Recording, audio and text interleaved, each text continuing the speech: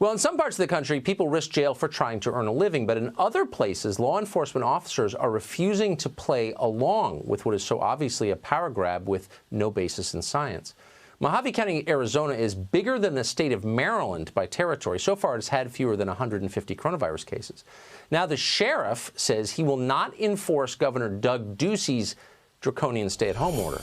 I want to be very clear. This is not the country that I grew up in. You know, I never thought I'd see a day where hardworking Americans are criminalized for trying to make a living supporting their family. We look at this through the Constitution, which is very clear.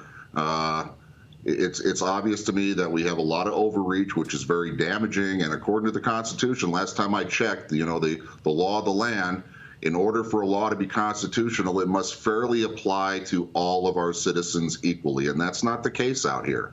And so, having said that, I made the statement that I am not going to make criminals out of people who are trying to make a living, and I stand behind that statement. Does Doug Ducey believe your governor and believe that he has the right to supersede the Constitution? Has he explained this to you?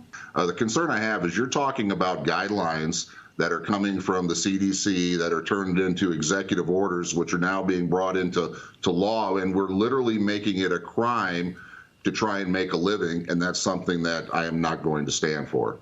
Why should rules that apply to Maricopa County, which is the most densely populated county in Arizona, apply to Mohave County, which is obviously not? Every area is different based on geographical basis. Mohave County is a very rural county. We are very widespread. Yeah. And a lot of our county borders up to California, Utah, and Nevada.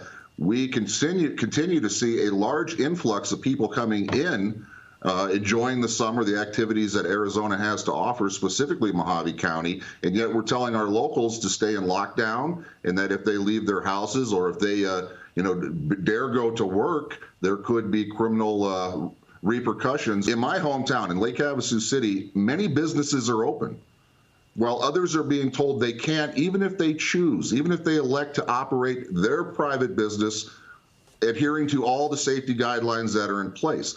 No one's trying to downplay the COVID virus. We want everyone to be safe, right. But I think the American public is smart enough to make their own choices and decisions at this point.